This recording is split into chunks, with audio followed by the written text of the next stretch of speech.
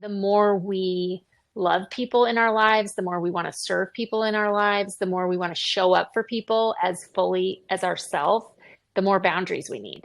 The biggest professional development course growth I've ever had is being an entrepreneur and running my own business. I mean, I've learned more about being who I am and who God has called me to be, and my own trappings and failures, and what and grace and what I need from Christ in being an entrepreneur than any leadership course I've taken at Harvard or any of the other million courses I've taken.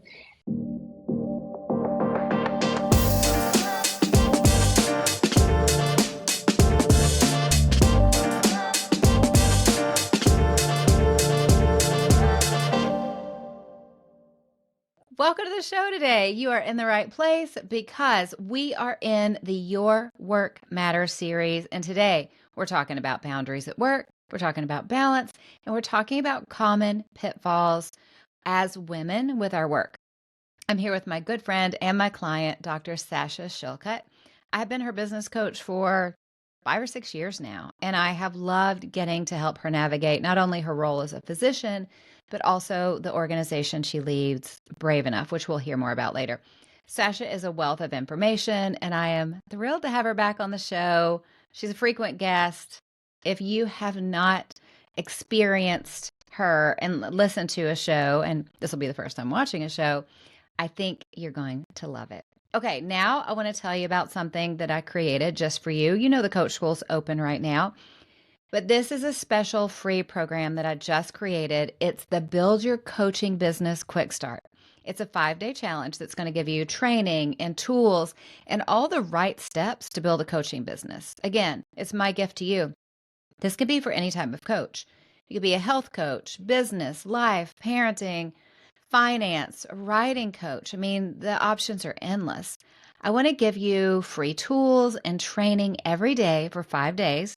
You'll also be a part of a community group, and you'll get a live call with me on day 5. Everything's free. This is my gift to you. If you've ever thought of becoming a coach, this is a great place to start. If you're a coach now and you want to continually get more skills, because hello, all coaches need coached, you can use this to grow your business. So we're going to start on February 5th, and we're going to spend that week doing the Build Your Coaching Business Quick Start together. Use the link on the show notes or go to allieworthington.com/quick start, all one word. I am excited for what this is going to do, and I'm excited to get to help you build your coaching business. Now, speaking of coaching, I'm bringing you a 3-part coaching series all about work and business in our coaching time together after the interviews. Today, I want to tackle delegation. It's something that we all know we should do, but generally we're all terrible at it. So we're going to dive into that, and I'm going to give you some tips and some know-how and my secret for delegation without tears. In the final segment of the show, I'm bringing you a small change that I made that has saved my sanity this winter. It's quite a promise, right? I think it's going to live up to it. Okay, without further ado, here's my friend Sasha. Welcome back to the show, my friend. This is your 3rd time on the show because you're brilliant and you're awesome and you have so much wisdom to share with people. I think you're a special case. You're a bit of a unicorn. You are a wife, you're a mom, you are a physician, so you're gainfully employed at the same time you still run your own business. You know a lot about a lot of things. We've had you on before to talk about boundaries. I want to talk to you now, following up with your work and boundaries since you've written the book, since you've been working with so many different women, so many professional women, what do women get wrong about boundaries and work?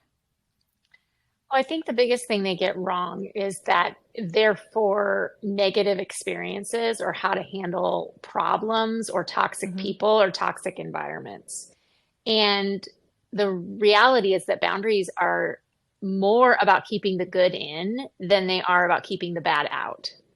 And so I think when women realize that boundaries are actually a really positive thing, they're kind because they're clear and they're transparent, and that the more we love people in our lives, the more we want to serve people in our lives, the more we want to show up for people as fully as ourselves, the more boundaries we need.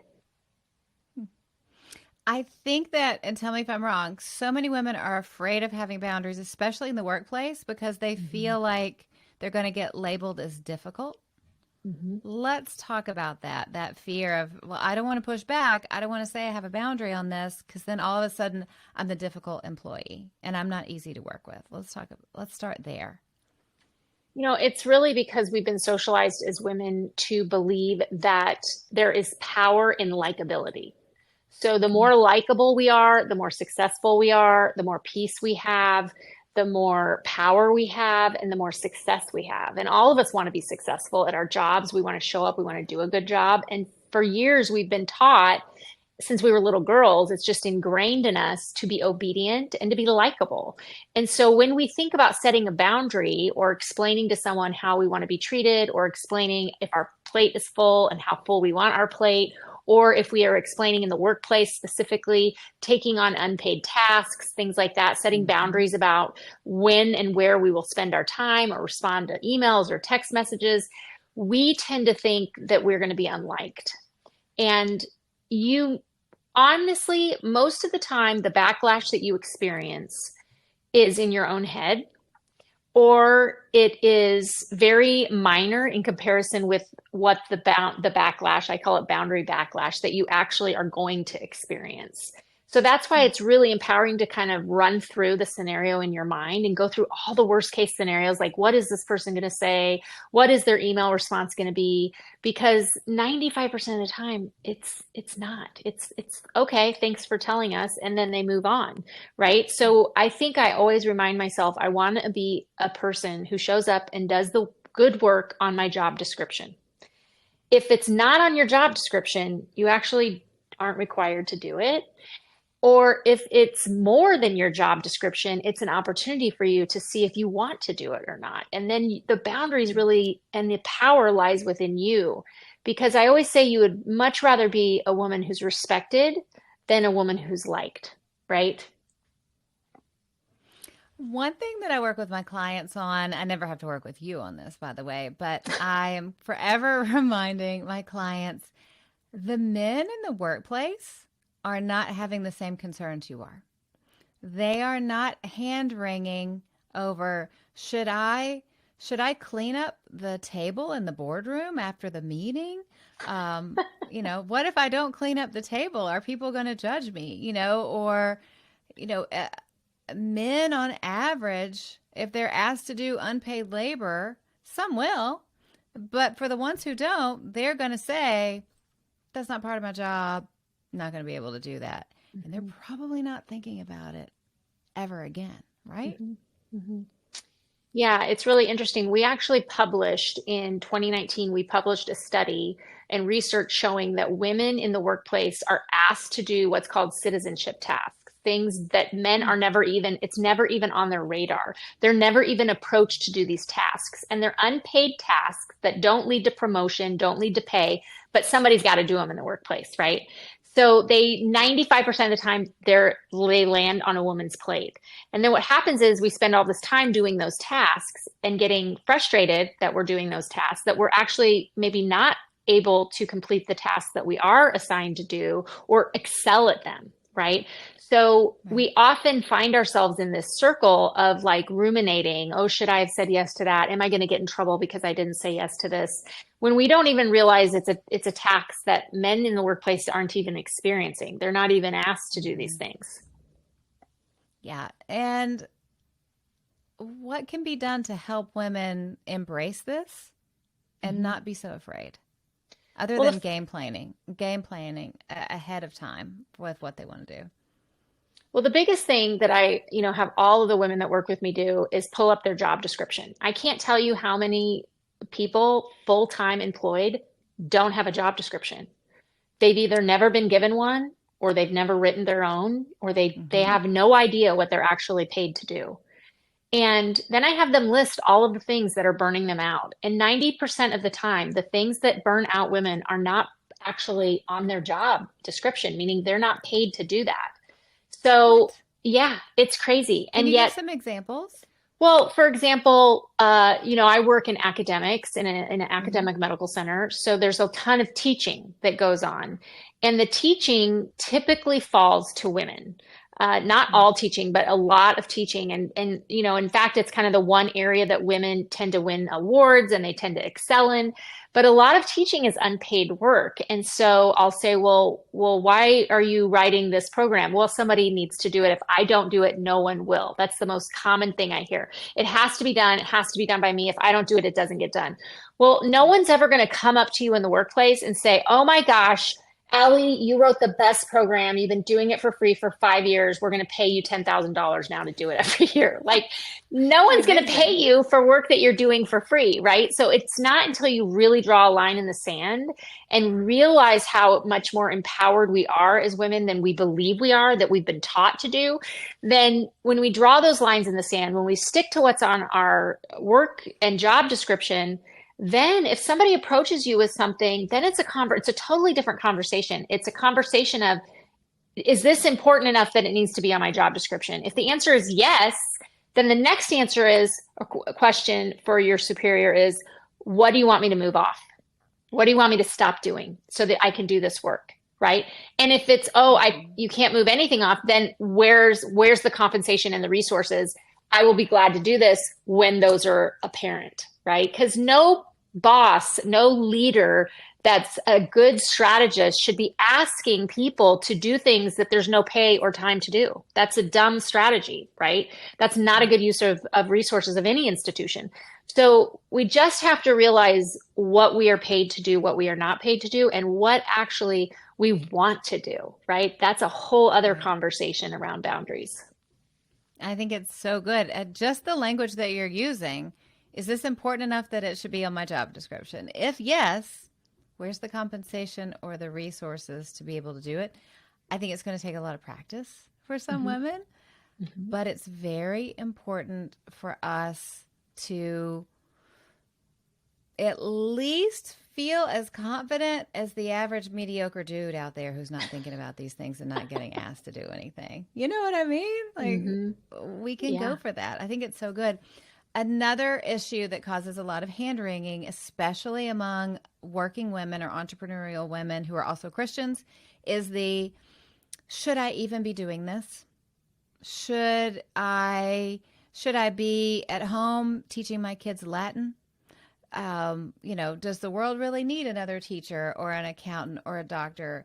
Maybe my highest calling in life is to, be knitting socks at home and homeschooling my children. Have you ever wrestled with this as a working mom? I think I have definitely wrestled with mom guilt, but I can honestly say never once in my entire life have I ever thought to myself, and I was raised in a very, very Christian, godly home with godly parents. Um, I've never thought to myself, I should stay at home. I just, that has never been in my brain. I have always had a calling and felt that God has blessed me with skills and attributes to be in the medical space, to be a physician, and to lead. Hmm. Um, and I honestly believe in it. I believe in women following that calling. That's the work that I do with Brave Enough because I see how women have so much creativity and innovation and answers to problems in the workplace that men don't think about and don't have. Yeah. They have great attributes and great problem solving skills, but we have such amazing problem solving skills. I can't even begin to tell you how many times I think of all the women physicians who I've witnessed, teams of medical teams, fully women that have saved lives, that have thought and diagnosed things, that have just cured things, that have fixed problems. And I just think about the fact that I believe those are God given talents and gifts, and that God is calling me to do that. So, do I wrestle with, am I showing up enough as a mom? Yes, but I also wrestle with, am I showing up as much as I should as a physician, as much as I should as a leader and an entrepreneur and a sister and a friend, right? So, I think sometimes we play small as women Yeah. under the guise of this is what God has called me to do. And not that being a stay-at-home mom is playing small, if that is what God has truly called you to be and do. Yeah. But I definitely think that women have so many things to offer, and I don't think it's one or the other. I don't think it's either or. I think you can do both. Now, can you succeed at both 100% all the time? Probably not. You're not going to succeed at anything 100% all the time. But I truly believe that the world is better for women leading and women in the workplace. Agree. Agree. And what a subtle and sneaky tool of the enemy to Mm-hmm. convince women who have a calling, who have a gift, whether it's to be an accountant or a teacher or a physician, to just whisper in our ears, you're ruining your children's lives. You shouldn't be doing this. I mean, Right. as if the 100%. plan that God has for our children is going to be thwarted. Like God's up in heaven going, I had such great plans for this child, but look, her mom's an accountant. It's all over now. You know what I mean? What a Yeah. sneaky tool of the enemy to get women off Mm-hmm. track, to keep women 100%. from leading, to keep women from doing all of the good work that he has for us. And which leads to the concept of self sabotage. Because not saying that every stay home mom's self sabotaging. I've been a stay home mom and loved it. I've been a working mom and loved it. But thinking about playing small, thinking about the other ways that women self sabotage, this is something I've been spending a lot of time with lately. One of the most common areas of self sabotage I see in women is something being difficult for them, and then them over spiritualizing it, going, I just don't have any peace about this. Mm. Meaning, I don't think I'm supposed to be doing this, which my answer is always, are you sure it's not just hard? Yeah. Because sometimes when things are really hard and we don't feel confident, we don't feel sure of ourselves, we say, oh, I don't have peace about it. And then we take ourselves out of the game, or we play small when really it's just Mm-hmm. difficult. And it's not always going to get easier, but we will get stronger and we will get better if we just keep pushing through. You work with so many different women in Brave Enough. Talk to me about some common types of self sabotage you've seen women struggle with and how you've helped them. Well, I think first it's really, I want everybody listening to understand that I work with women who are CEOs and deans, and I work with women who have left medicine and have been stay-at-home moms for 5 years and now are going back into medicine or maybe want to work a couple days a week. The thoughts, the self-sabotage is the same. It's the same in the women that have left medicine and are staying at home, and it's the same in the women at the very top. And so Fascinating. I think we need to normalize that these are limiting beliefs that almost all women have. Mm. I think that we often self sabotage because we are so afraid of failing. And I think it's because the expectation placed on us, especially as Christian women, right? We are supposed to like be the best stay at home moms and be nice to everybody and kind and show Christ 100% of the time and make sure we're going to Wednesday night Bible study and Thursday morning and all the stuff. And I think we are so afraid of failing at things and so afraid of things being hard and not getting it right and making mistakes that we just take ourselves out of the game. And then we start this loop like, I'm not good at that. I'm not gifted at that. That's not for me. Or I don't have peace about this. When the reality is, we are trying to keep up to this perfectionistic, whatever the Christian mom of 2024 is supposed to be, right?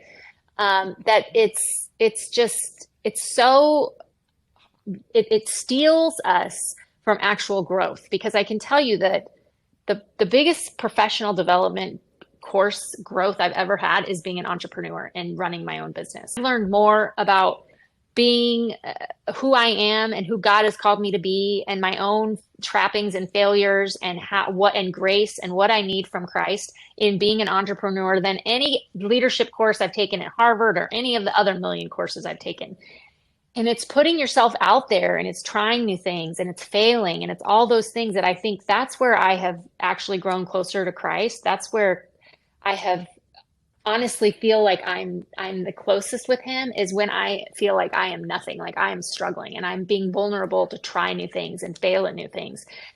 To me, that's where I see where I get so frustrated with coaching women is because I can see so much potential in them and I can see their greatness and I can see how amazing they are. And a lot of times it's their own limiting beliefs holding them back. It 100%. might be the patriarchy as well. Certainly, I think those beliefs came from the patriarchy, but that's what's holding them back is their own limiting beliefs and believing that they can do this and they're not going to let somebody down. They're probably going to inspire their kids, right? When they walk through hardships and they try something and fail, or they go for a promotion and they don't get it. That's what teaches our kids resilience. Mhm. Yeah, I couldn't agree with you more. I think the fear of failure is huge. And I think it's not a global fear of failure that I'm going to fail and all of these people are going to judge me. It's normally about one or two people. It's the Mm-hmm. parent that's super negative. It's the sibling that's super negative. It's the snarky neighbor down the street that you know is going to have something to say if they know you tried something and it wasn't successful. But nobody is sitting around, other than a critical family member. No one is sitting around waiting for us to fail. A Right. critical family member may be, but one thing that I will do with clients when we're working through the fear of failure is, what exactly are you afraid of? Mhm. Who are you afraid of disappointing? And let's take it out. Worst case scenario. Say you start and you don't have success immediately, and you consider that a failure because it takes longer than you think it will, which, side note, it always takes longer than we think it will for anything. What's the worst case scenario from this person that you're afraid of disappointing? Mhm. And generally it's, oh, they won't think I'm doing a good job. Or they'll Mhm. have something snarky to say. And I'm like, will you die? Is that going to ruin your life? Are you going to die if this person isn't pleased with what you're doing? And the answer is no, of course not, but it'll be a hassle. And then the next question is that a big enough hassle to stop you from doing what's on your heart to do? Is that Mhm. a big enough hassle for you to just give up? And once we break it down and realize we're not afraid of failing in front of all these other people because nobody's really paying attention to us. We're normally afraid of not doing a good job and having someone be disappointed or having someone say something Mhm. obnoxious. But once we realize we can survive if that happens, we're golden. But you're exactly right. It is mindset. It is mindset that holds people 100%. back. And it's so fascinating how you said this can be women who are at the Mhm. CEO level or women who haven't practiced in a few years and are going back. What are some other trends that you see with women in the workplace? I think there's two that it took me a while to kind of define, but I share these. I also have struggled with these at different times in my life. And the two that come up is number one, my success or my dream or my passion or me, this new thing I'm going to launch, whether it's a side hustle or just even a new exercise regime that you're going to do for an hour a day, it's an inconvenience for my family or others. Mm, It's going to inconvenience someone. Not even that it's going to disappoint someone, but it's going to inconvenience them. You know, me quitting this and taking this new role is going to yeah. inconvenience someone. And when I really dig down, like, what is the issue? It's that. It's like we are so afraid of inconveniencing someone else, someone that we've put on this pedestal or we've created this narrative, right? And then the Mm-hmm. second one that I hear all the time when I really dig down and coach women is my success will make someone else feel bad. A lot Interesting. of times it's a sibling, Mm-hmm. it's a family member, and you know, I've struggled with this in my life. Like I've had this limiting belief, like, well, I shouldn't be that successful because what about this person in my family who's not? They're going to feel bad. Like somehow our success or our dream, following our dream or our passion, doing what makes us have joy is going to rob someone else from having joy.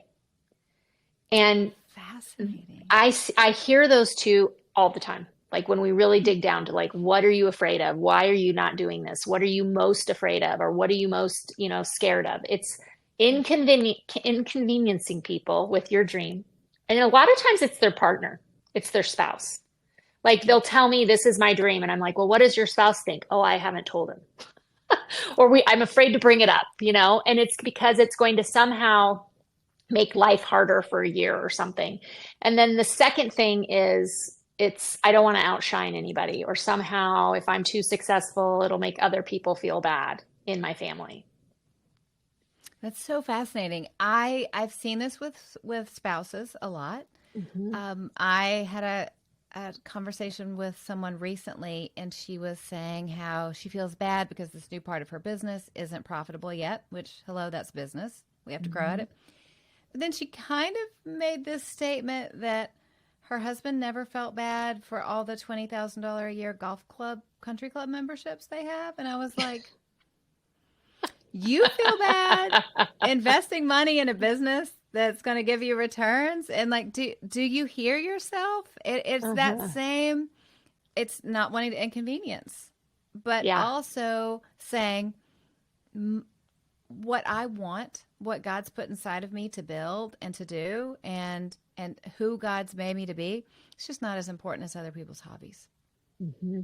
Yeah. You know, Wow. Yeah, it's something to pray into. It's something for us to really think through and wrestle through so we don't get stuck. it Because is. like you said, the world needs more women.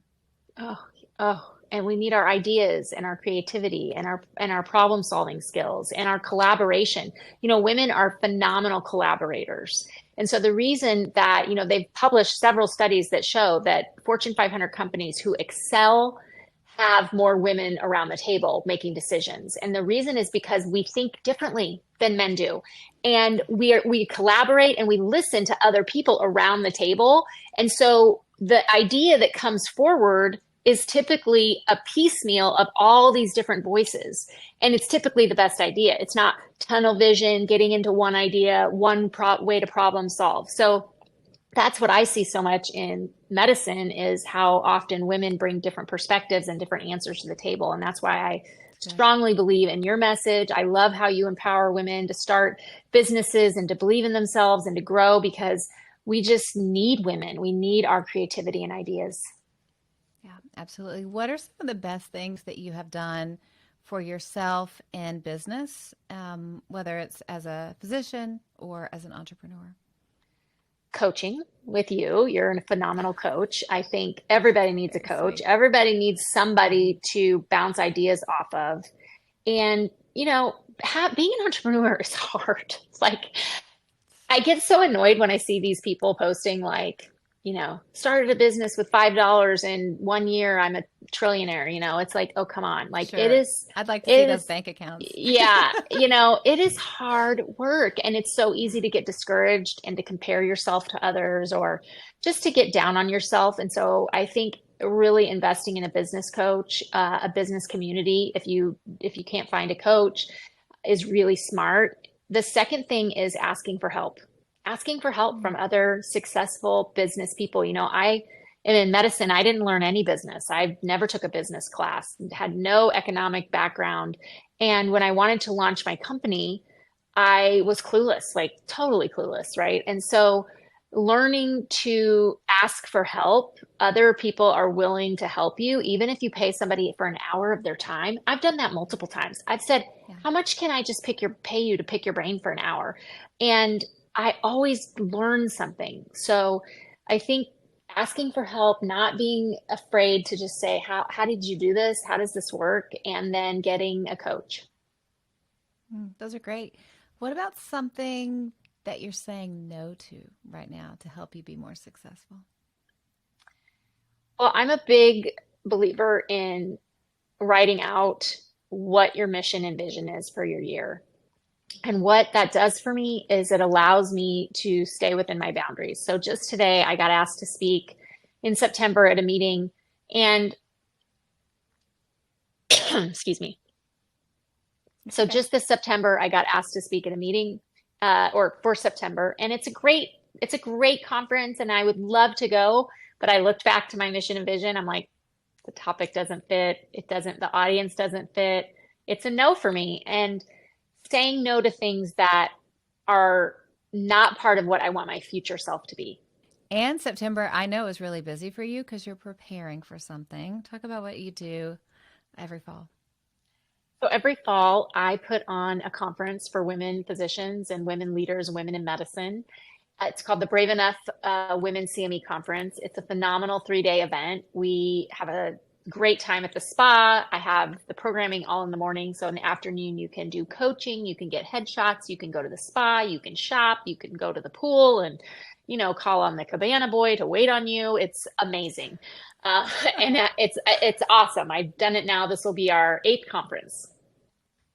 I love it. I love it so much. I think 3 years ago, I wrote my first three chapters of Remaining You while raising them in the afternoons. I think I spoke in the morning one morning, and then I don't know if I ever told you, and that's where I started my book. Oh So my it's gosh, really you are special such to a me. prolific writer. If I could write like you, I mean, I feel like you birth books like like some people birth like puppies.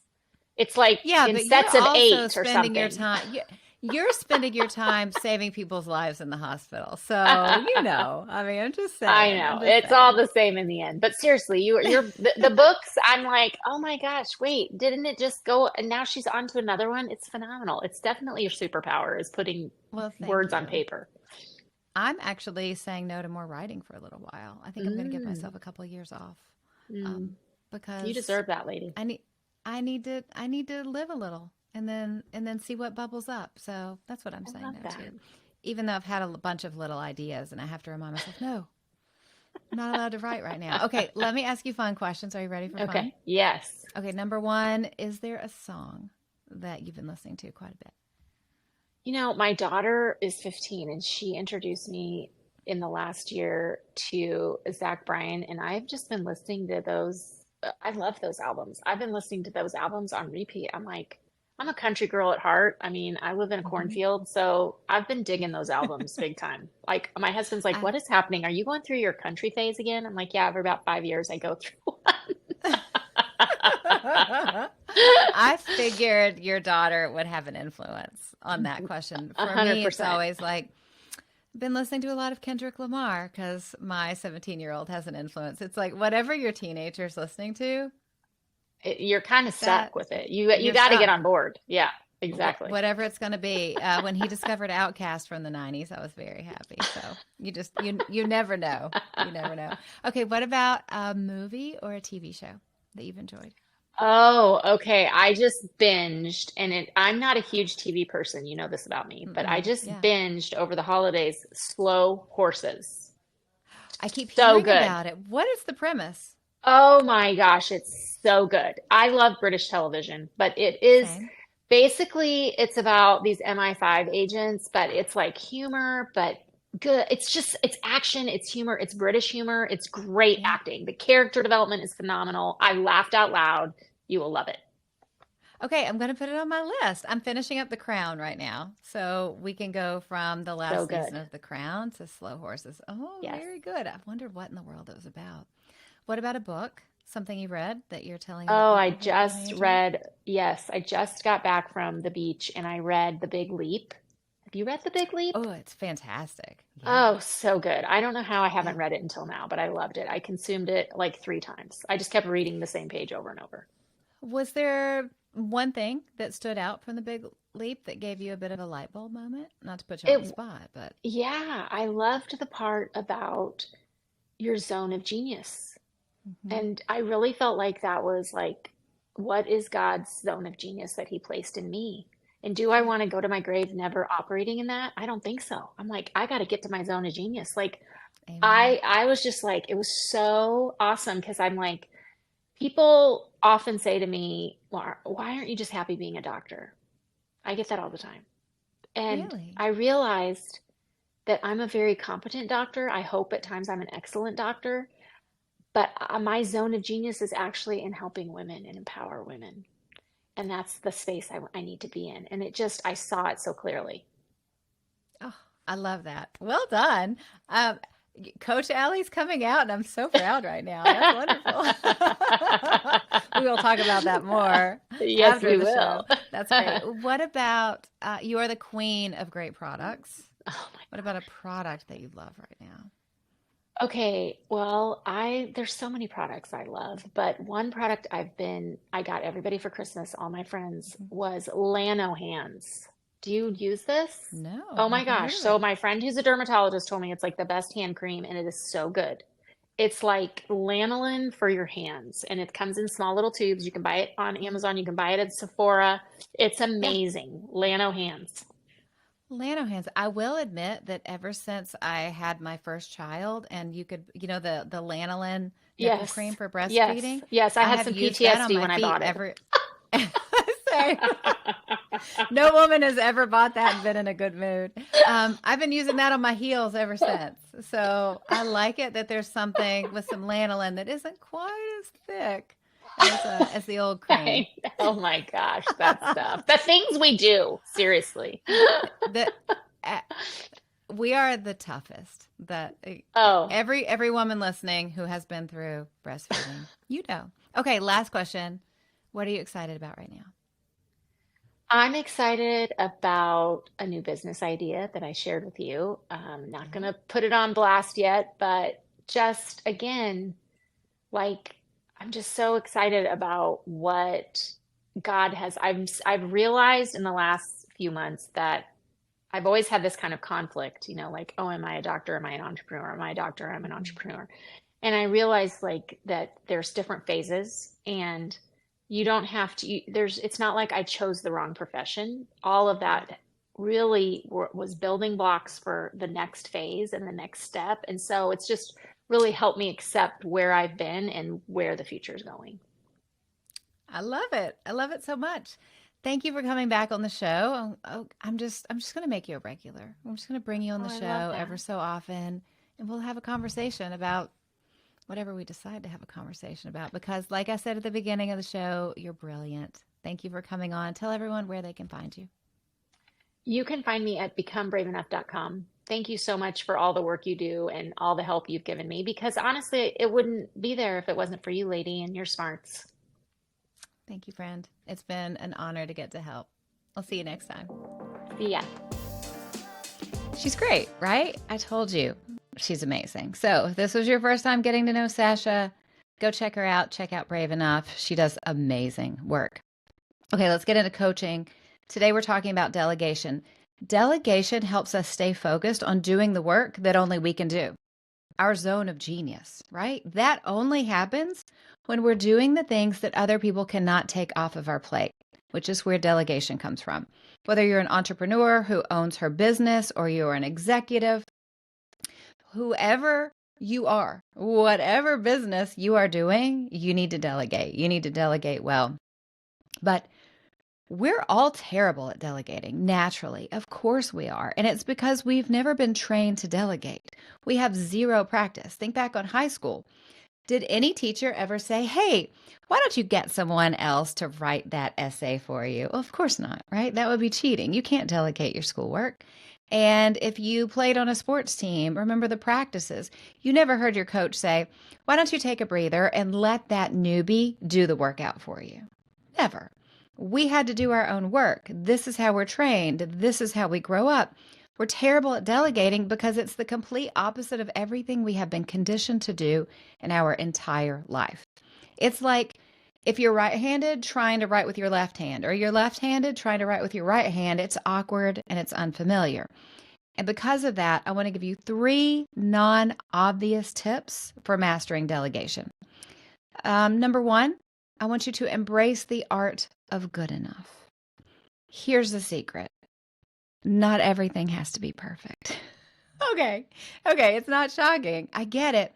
But we live like it is. There's a lot of things in life that we will say with our mouth that we know to be true, but we live like it's not true. And that's one of those things. This mindset shift is critical.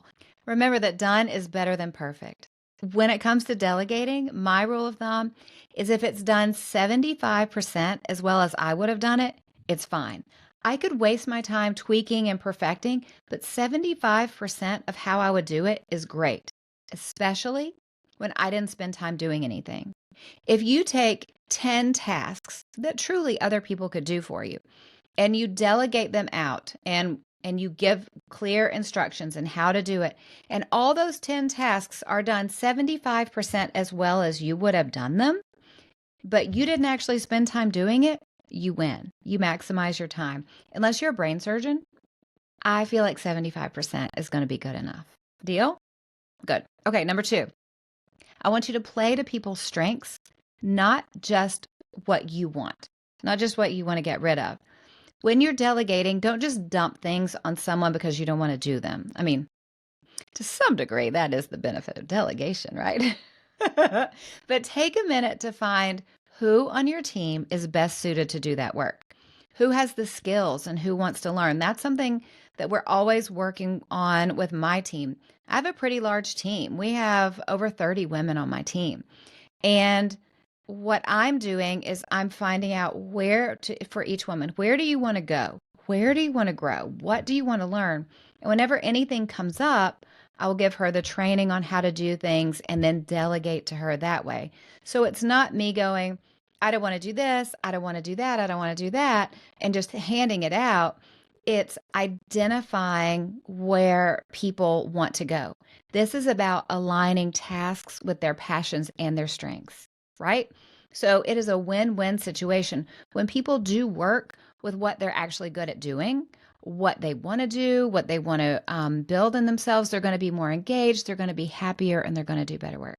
Okay, last thing about delegation. Number 3, you got to communicate. Communication is the key, but so is trust. This is a biggie. I want you to communicate clearly about exactly what you need.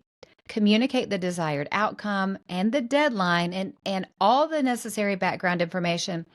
If I'm giving someone a task that is detailed, something, it's not just an admin role. I will create an example of the process myself. I'll do a screen recording video or write out step by steps or do an example as a template that someone can follow. If you just say, hey, I want you to do this thing, but you haven't given them background information, you haven't communicated how to do it, you haven't shown them what a success looks like or a win looks like, you're going to be disappointed.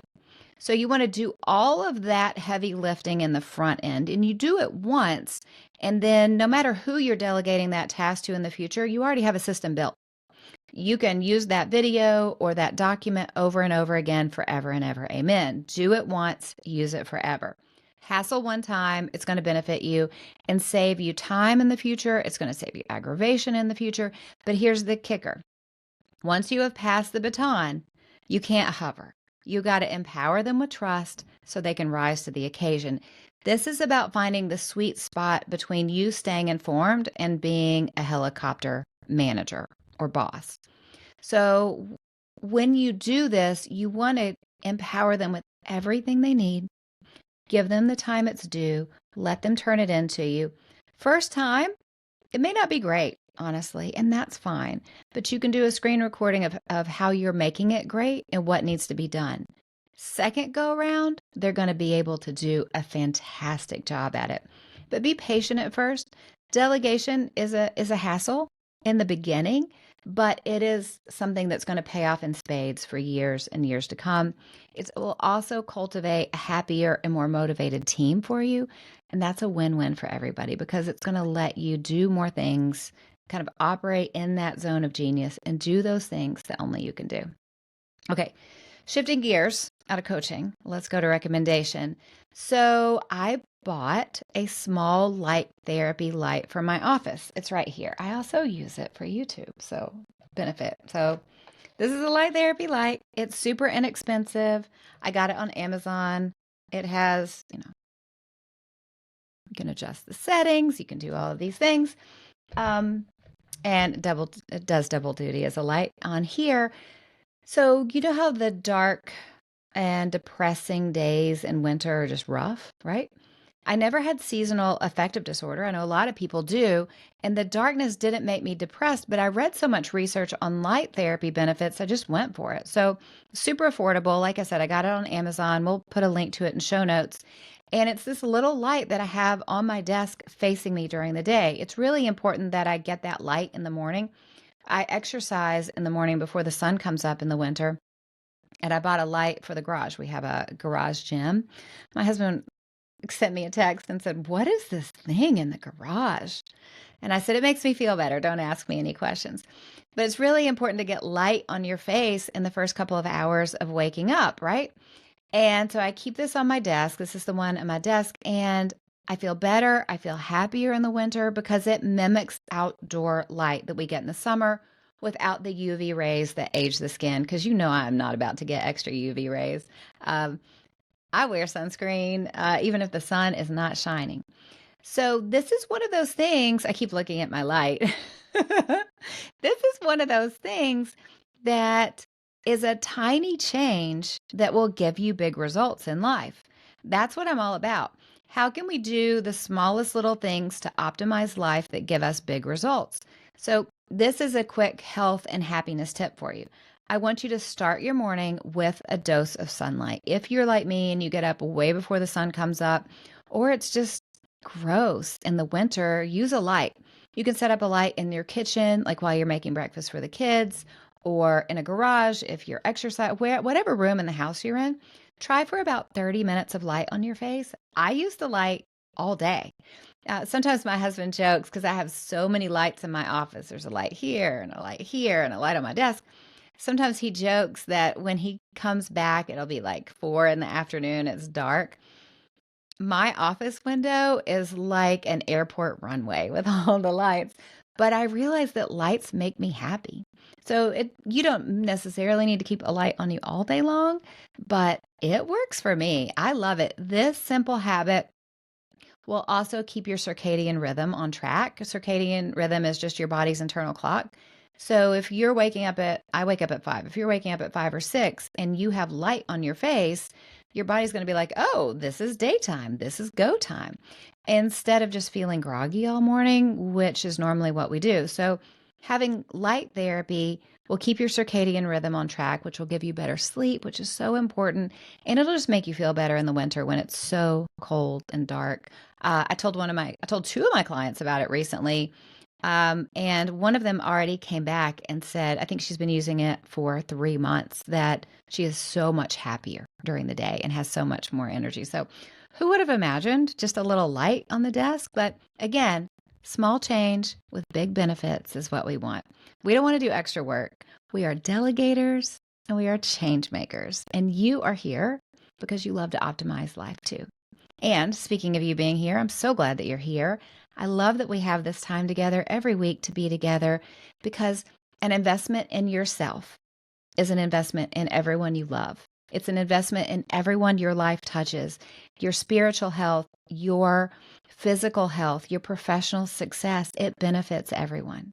I believe in you. I believe in what's inside of you. I believe in your dreams. And I know you're making an impact on this world for good. That's why you're here every week, learning something small, something little that's going to help you. It's going to help you build that life that God is calling you to. It's going to help you to improve little by little all the time because God calls us all to stand strong and bring something special and unique to this world that only you can bring.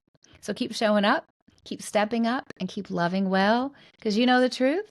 You cannot break a woman who gets her strength from God. And I love to get to coach and equip you every week. I will be back with you on Monday, and I hope you have a great day. Do do do do do. We are done.